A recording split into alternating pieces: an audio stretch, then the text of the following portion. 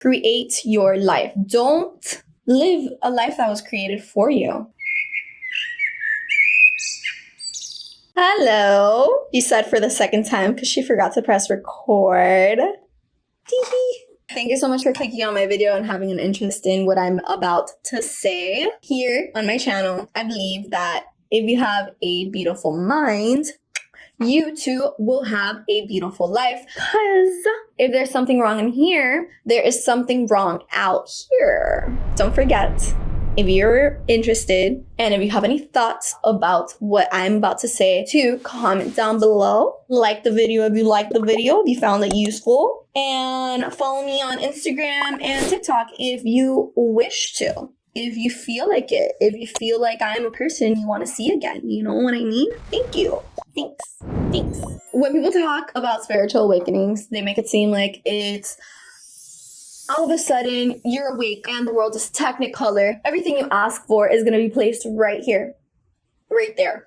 Every single thing that you ask for is going to be yours. Manifestation is the talk of the town, and the world is going to be sending you unlimited signs, which there's absolute truth to what I just said. They're not wrong. However, this is a version of spiritual awakening that's romanticized, and it's not the complete truth. There is a side to spiritual awakening that is hard. Sorry to break your bubble. Sorry to break it. I was never really asleep to begin with, but obviously as a 7-year-old, I didn't come on. I was smart, but not that smart. You know what I mean? But I was definitely different. I knew I was different. I did not fit in with anybody. Unless you were weird, then that was the person I spoke to. If you were weird, we were friends. In high school, I began to do psychedelics, which catapulted me into being the awake. Being the wakest wake.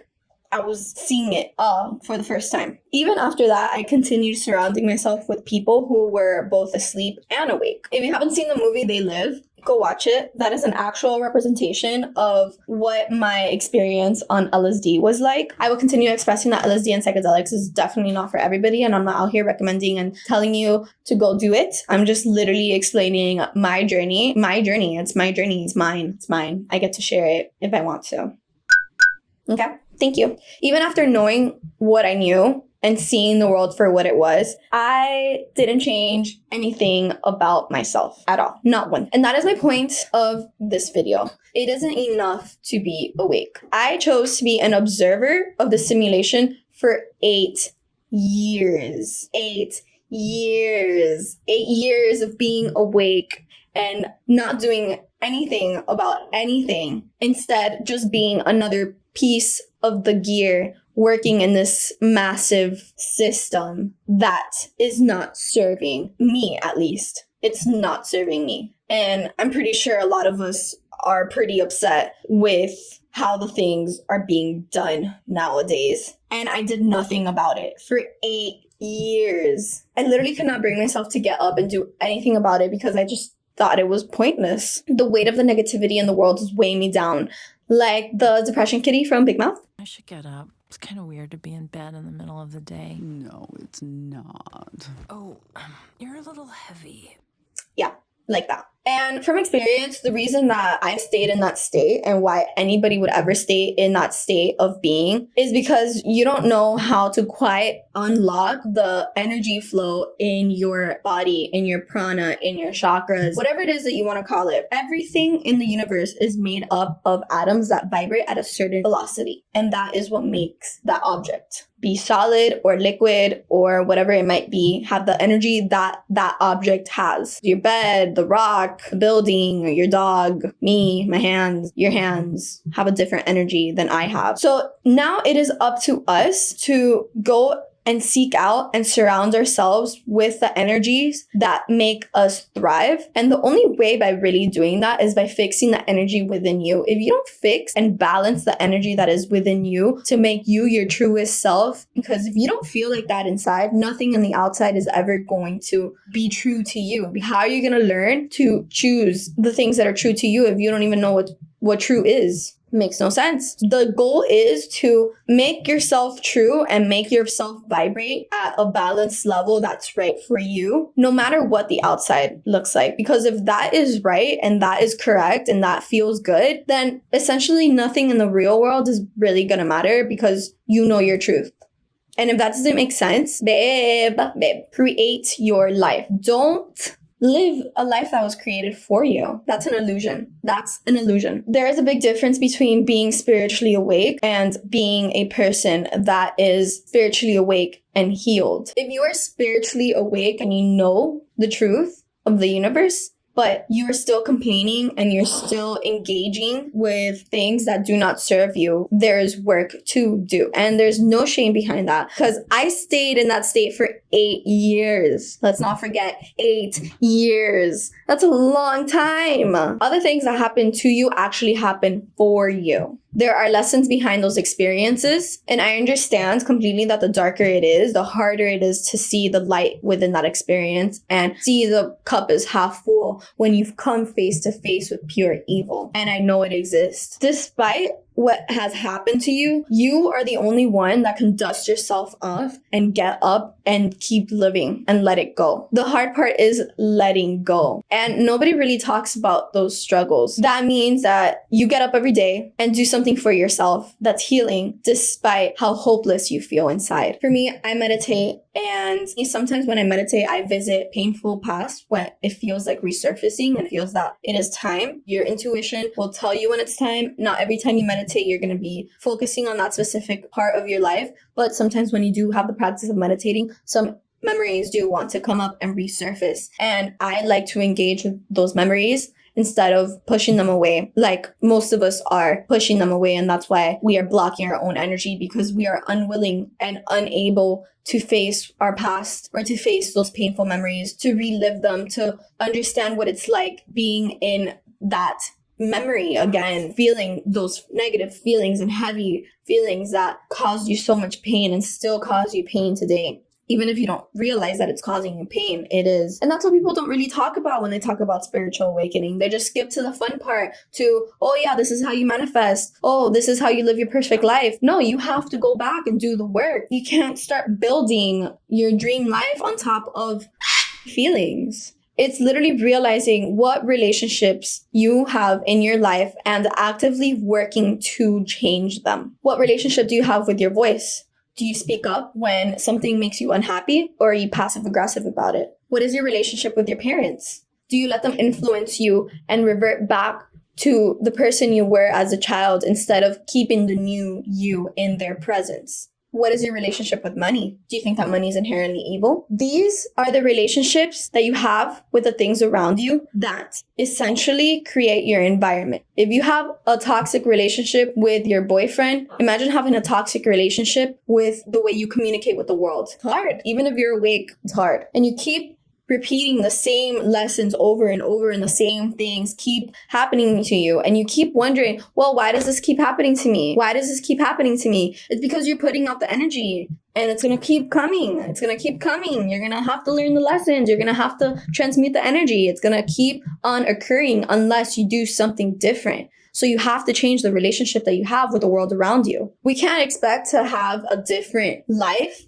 and still continue to be doing the same actions. For me personally, I have healed through watching videos like this. I have healed through reading nonfiction books and fiction books. I love learning through stories. I love being inspired by movies. I know that I need to learn things in order to be of service to you, in order to help humanity thrive. Even if I change one person, for me, that's like, I'm great. You know what I mean? And that makes my soul happy. This right here makes my soul happy. You have to find what makes you happy so you can get up and do the thing that you know is fulfilling. This is what works for me personally. There's tips and tricks that you can get everywhere, from people, from books, from podcasts, from a lot of other things and a lot of other avenues that maybe I don't know about and you do. Because why? Because that works for you. I cannot tell you how to apply these things to your journey. You have to create that. You are capable of creating that yourself and applying that to yourself. You might think it's too much to wake up every morning and jot down your dreams and take out a dictionary and take out those dreams. But I like it. I enjoy doing that because I feel that I get to my subconscious and my subconscious is literally speaking to me through my dreams. But that might not be your thing. It might take too long and you might not feel like you dream, etc., etc., etc. That is why you have to find the things that work for you and that don't make you feel exhausted, that doesn't feel like a battle, that makes you feel good afterwards. Kind of like working out. Usually it sucks before you work out. You don't want to do it. During the workout, you're pumped. And after the workout, you're like, yeah, I'm so glad I did that. That is what you're looking for. That is what you're searching for right there. But I can't be there with you every morning. As much as I wish I could, I can't be there with you every morning to be like, hey, come on, it's time to meditate. Hey, come on,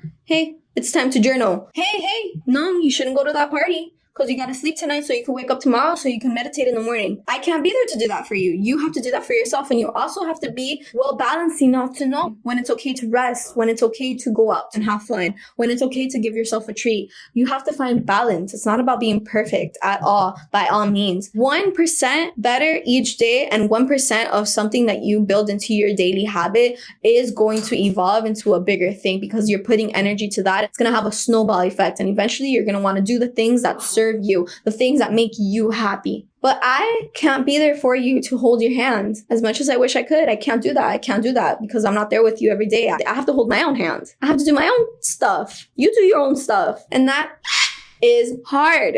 It's a tornado. As soon as you begin to do the things that you have to do, you begin to perceive the world in a different way that you ever have before. And all of a sudden, you find yourself surrounded by energies that don't serve you anymore because you're now changing who you are from the inside and finding what's true to you. And now what was true to the past you, unhealed you, wounded you, past trauma you, chose to surround yourself with these relationships. And now the person that is changing in the center, none of these things match anymore. And that's a slap in the face because damn, I just did all that. And there's so much more to go. Imagine your life as a museum, your museum, my museum, filled with artifacts, symbols, paintings, memories, your flaws, the way you talk to yourself, your people, who you're friends with, and everything that makes up you.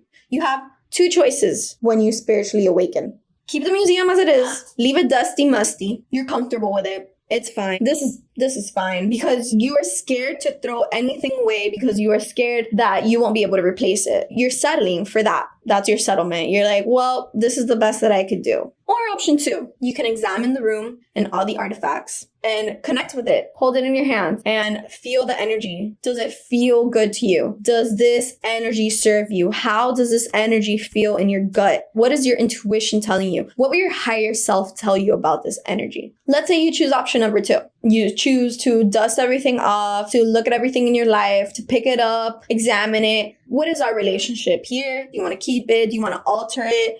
Do you want to distance yourself from it for a little bit? What do you want to do with these artifacts in this room? You have to feng shui the building. Me personally, I added a whole new room to my museum. You can either stay in your room and feng shui it, rearrange it, and make space for new things. But me personally, I made a whole new room in my museum because I want my dream house to come in. I want to have new relationships. I want to have new friendships. I want to have new people that I have attracted to love because the people that I have loved in the past, they no longer fit me and my view of what a relationship should look like. And I have accepted that anything that I want is possible with dusting everything off and changing everything in my room and adding a new room. The way to change your room is by actively healing. When you start to heal, you will start to see the things that no longer serve you. This process realistically takes some time. It takes time to rearrange and observe every single thing in your life and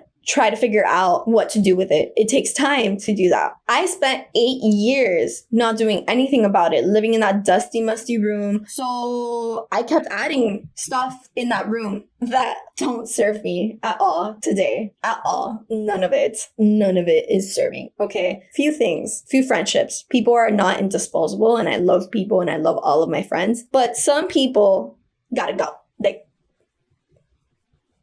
You gotta go. The job Get it out of here. Get it out of here. And now I'm in this empty room. In this empty ass room. I'm ready for the brand new version of myself. I've put in the work. You've put in the work. We're all here. We're waiting. You're all hyped up. You have a brand new room that's going to be ready to resemble the mindset that you want to have in your life. The room is empty. It's empty. There's nothing in there. Few things in there. There's like essentially the core things are gone. You wake up every day, you envision what belongs in that room. Me, I'm talking about me. What kind of life do I want to live? How am I going to move forward? And occasionally you wake up in this empty room and it's frustrating because what the heck? I got rid of everything. Shouldn't my abundance like totally be here already? Hello? And this right here is the part that nobody talks about. They make it seem like, yeah, that, you trusted the universe. You took the leap of faith. That's it, baby. That's it. We're here for it. And you know, for some people, it does happen like that. It does. But me, I'm not that bitch. I never have been that bitch. Never have been that bitch. Okay, I gotta work hard for my okay? And that's fine. I like working hard. I know that the universe pushes me through this because I will be better for it at the end. And I'm just a strong person. But it's hard. It's hard. It's difficult. But it's not that bad. It's not that bad because now I view the world with healed eyes. I don't want to go pick up anything from that old damn room, dusty, musty room. I'm not going to go back to serving. You crazy? Hell no. Because I know that deep down inside, I will receive all that I want. I'm gonna achieve the life that I want. And the universe has its way of making things happen in a really spontaneous, miraculous, miracle way. I truly believe in that. I've seen it. I've experienced it. This right here is just the dark night of the soul. This right here is my swag. Everybody pay attention, cause this right here is my pretty boy swag. Hey. And this right here is the part that nobody talks about. Nobody. I've never seen anybody talking about it. I've never heard of it. I've never heard of it. I want to talk about how terrifying it is. Sometimes it can be overwhelming. And the trick is to sit down and calm yourself down. Because at this moment, you can breathe. At this moment, it's fine. Stop worrying about the future. We are not there yet. We're here. I'm here. What can I do right now? Because there's a familiar voice in there that tells you, hey, remember what you learned. Remember all the things that you've worked for. The synchronicities get louder. They loud, baby. They loud. The synchronicities are like, boop, boop, boop. Everything is indicating and telling me that it's going to be okay. Everything's fine. And that brings me a sense of peace and of calmness, of knowing that the universe is listening to everything that I want and is making it happen. Everything that I desire desires me back, period. It just takes some time to calm the nervous system down because you essentially got rid of everything. And now it feels like, okay, now what? And the universe is like, chill out. Chill out. It's coming. It's coming. Chill out. And I'm over here like tapping the bell. Like, hello. Where's my van? Hello. And she's like, can you just like chill out? Relax. Go make a YouTube video, bitch. The fuck? How about you post every day on TikTok? How about you post every day on Instagram? And this is the part of the movie that the protagonist is clawing out and they learn their lesson and they don't know what to do. And all of a sudden in the movie, everything just works out for them like this. It just doesn't happen that way, okay? It doesn't happen that way. It's not happening that way, babe. So as you can see, I have not gotten past this part yet. I don't really know what lies ahead for me, what my life is really going to look like, legit. I know what I want. I know what relationships I envision in my life. I know what kind of feelings I want to have living that life, but it's not here yet. Speaking from experience, the only thing that I could really do right now, or that you could do if you're going through this right now yourself, which stay strong, you got this, we got this, is to focus on what it is that I could do today. I can refine my skills. I can definitely use posting more and getting my name out there. I started my website. The only thing that I could really do is better my craft and show people that I'm good enough to edit your damn videos. Hire me to edit your damn videos because I could do it. And that's the only thing I can really focus on right now. There's nothing else that I could do but focus on learning my craft, learning how to be a healer. There's just so many things to do and so much progress to be made and so, be an expert at what I am, and I will achieve everything that I want because I'm irreplaceable. Okay, I'm irreplaceable. And that gives me peace. It gives me peace that I have so much to learn. I have so many skills to put under my belt. And that gives me peace because if I were an expert at something and I still wasn't getting where I wanted to be or the income that I envisioned for myself and the abundance that I envisioned for myself, then baby, we have a problem. Houston, help. But we're not there yet. So why am I going to worry about not having the income that I want yet when I am not essentially a master at my craft and a master at what I want to do? You know, when I look at the room and it's empty, I'm like, chill. So that's what I want to talk about today because nobody seems to be talking about it. It's hard saying no to the things that you know aren't good for you, but you do them anyways. It's hard to break out of the patterns that you have become accustomed to. The hard part is waking up and sitting with yourself, sitting in silence and connecting with those artifacts in your life and those relationships. The hard part is doing the things that you know in your soul deep down that you should be doing, but you don't. The hard part is figuring out why you are the way that you are. The hard part is going back to those memories and integrating them, telling your inner child that you are there for him or her. The hard part is accepting that you are the only person that has the strength to do that for you. And it's only hard because you have stuck energy. And it's up to you to unlock it and let the current flow. Soon you will find, I promise you, it's going to be effortless. You're going to want to do these things. And you're going to wonder why it took you so long in the first place. You know, it took me 8 years to start my healing journey. 8 years. I started in, guess what, 2020. I'm sure a lot of us went through that in 2020. It took me 3 years. 3 years to rearrange that room, to confront my addictions, to confront my relationship with my parents, to confront the relationship that I had that, my word, get it out of here. Oh my God. Ew.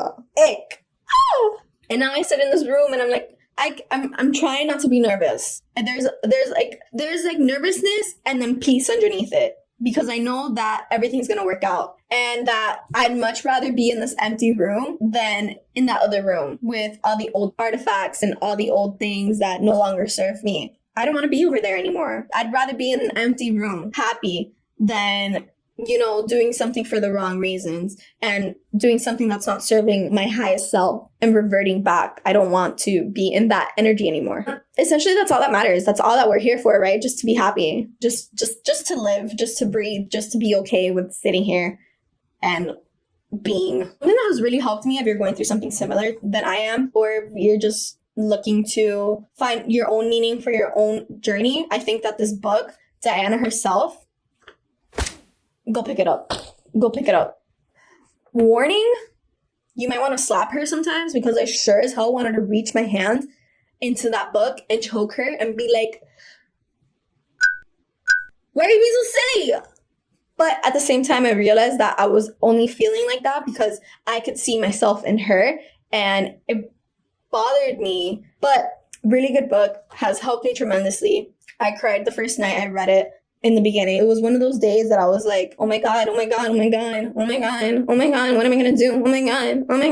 And I read it and I was like, okay, this gave me so much peace and so much reassurance that everything that I'm doing is right for me. And it just really helps me. I highly recommend that book. I highly recommend it, bitch. And if you want to know how trauma works and what I'm talking about, rearranging your life, and more about those hard, difficult memories that you have, and I know that some people have literally been through trash moments in their life, and that sucks, especially when you're a kid going through that. It kind of messes up with your head a lot. So The Body Holds a Score, you've probably heard of it. If you haven't read it, go read it. There's hype for a reason. It's kind of dense. It can be kind of slow to read. It can be kind of boring sometimes when a certain subject doesn't relate to you. But for me, when I found instances and stuff that made my puzzle click in my head and I understood things more, super worth sitting through it and going through the mundane parts and connecting with the parts that you do connect with. So that is my video. Thank you so much for watching today. Woo! You made it! Woo! If you made it this far, comment down below. Comment a butterfly to resemble the wings that you're gonna grow in your life by doing all your healing work. Thank you so much for watching. Take only what you need. Never more, never less. Don't be greedy, bitch. Bye.